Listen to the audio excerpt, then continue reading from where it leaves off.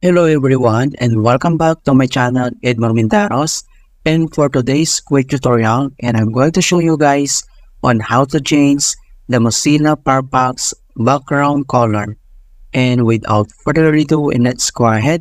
So all you have to do is to open up on a Firefox browser, and then dito lang sa top right corner, and then i-click mo lang tong 3-line icon na to. Ito yung tinatawag na Open Applications menu, so i-click lang natin yan. And then next step ay kailangan mo rin select dito yung settings.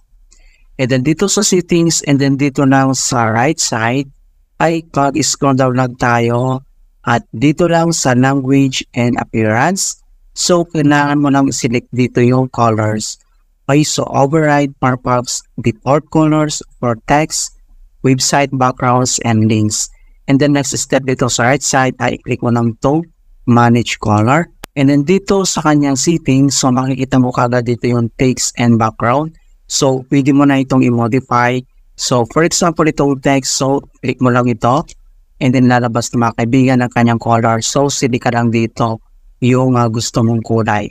Alright? And then next step naman, dito sa kanyang background. So same procedure, i-click mo lang dito. And then pop-up itong kanyang settings. So sili ka lang dito kung ano yung preferred mo na color background. Okay, and then next naman dito sa unvisited links, so pwede mo i-modify din, so click mo lang yan. So pwede kang mag-assign dito kung anong kulay na nababagay dito sa unvisited links. And then same naman dito sa visited links, so click mo lang itong color na to and then pwede mo lang i-modify. Alright, so dito naman ay pwede mong gamitin ito ng use system color, so pwede mo i-check itong box or pwede mo uncheck, ganito siya. Right, and then next, dito sa override the colors specified by the page with your selections above. So, click mo lang itong arrow na to. So, may dalawang options dito.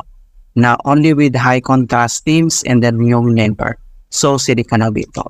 And then, after ma-modify, so, click mo lang itong okay.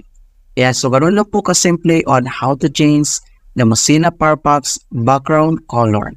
And please don't forget to like this video, subscribe to my channel for more quality content. Thank you guys and see you in my next tutorial.